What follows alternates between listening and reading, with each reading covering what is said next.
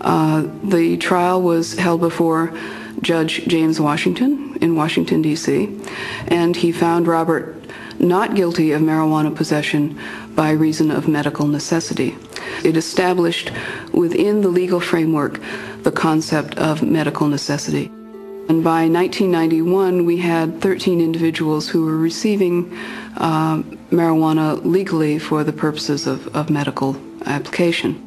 George Bush Sr., who was running for re-election, didn't want to look like he was soft on drugs, and so he decided to close down the program so nobody else could get on it. He grandfathered the 13 of us in so we didn't sue the government. It's ironic when you've got something legal that everyone else could be arrested for. That's what's so bad about this fight, is that people that are sick, that need the medicine, aren't getting it. They're being made criminals. They're having their life in turmoil, especially if they're arrested.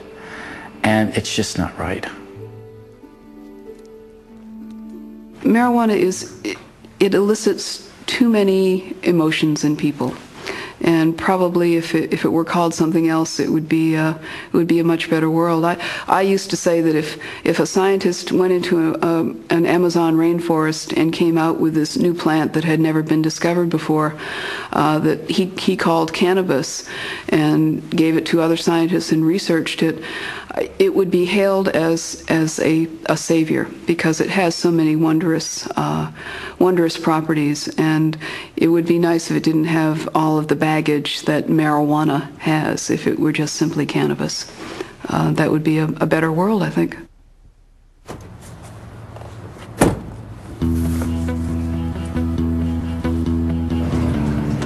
Good morning, Neighborhood Securities.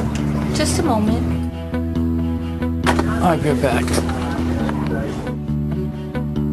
I'm a stockbroker. I'm a professional person. I handle a lot of money on a daily basis. I'm a good, productive member of society. I pay lots of taxes, and I'm able to do that because I use marijuana. Yeah, I'm calling about that option we talked about. Did the check come in from Whiting today? What I like about this is the diversification. Cannabis doesn't impair my ability to think, to act, to move, to do anything I need to do. If anything, I think it sharpens my decision making, especially at work, because now I'm not concentrating on my pain. Hold on one quick second. Rev Rosenfeld? Yeah. All right, I'll go ahead and take care of it. All right, bye-bye. I've got to be sharp. I've got to handle millions of dollars on a daily basis. And to do that, I need to smoke my cannabis. Everyone, I want to propose a little toast and just thank all my family and for being here, and have a great meal. Yeah. And thanks again. Take care. Yeah. I know how beneficial it is. I know how well I am doing. I know how bad I was without the marijuana. And so I'm just so fortunate to have the medicine that I can get up and go to work every day. I can provide a living for my family. I can do all that because I have this medicine. All this is a weed that was put on this earth, and it's beneficial. It has been through centuries. Let the states do what they can. The federal government's given them no choice. And that's what's got to be changed. It's got to be based on a federal level.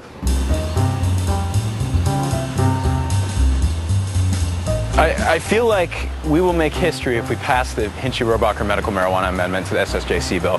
If we pass that amendment, our names will go down in history, guaranteed. How are things going?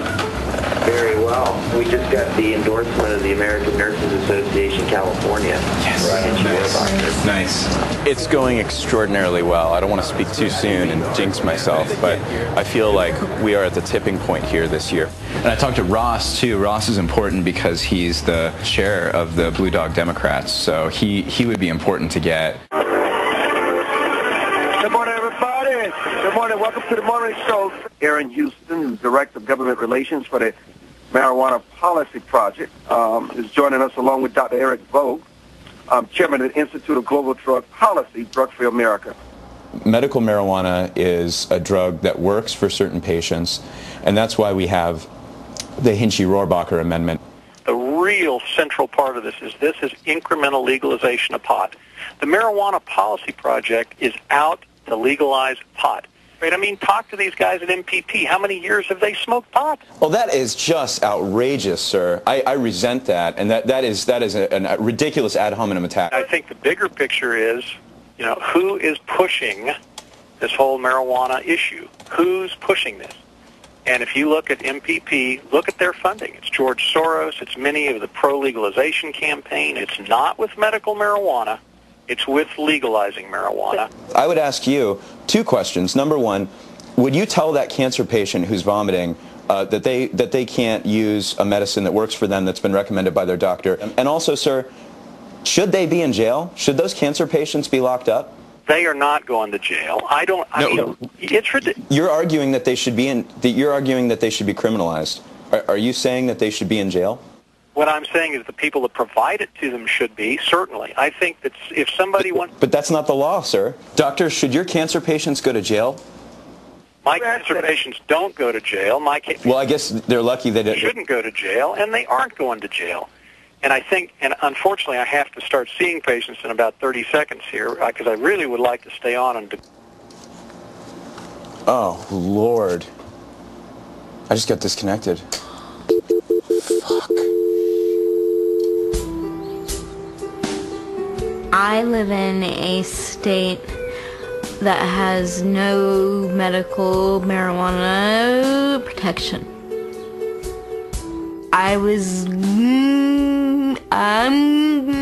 I'm born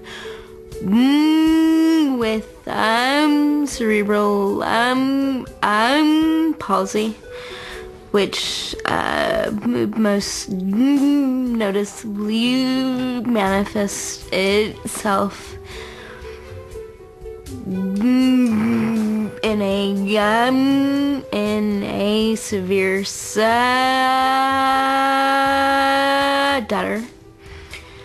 and the right side of my body is much noticeably weaker than my left. I have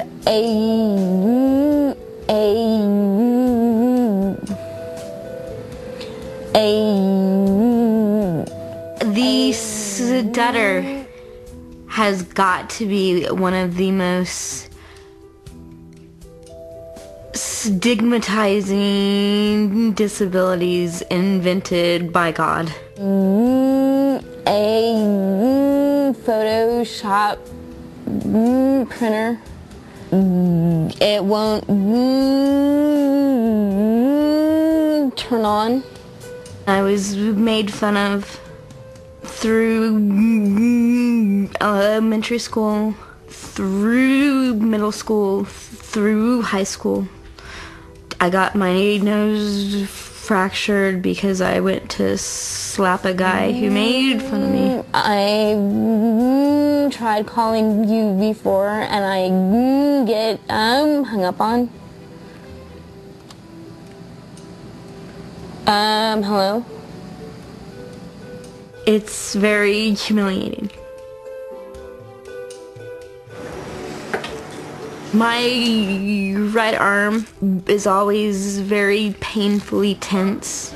I went through my entire childhood in pain because I couldn't move my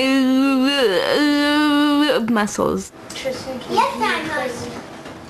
I am a widowed young mother with 4 children.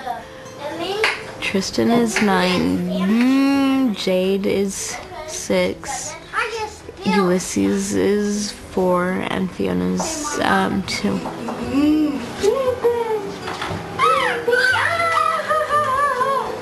They're amazing, and I want them to know how amazing they are and to know that I love them. My kids are spending the night with their grandmother.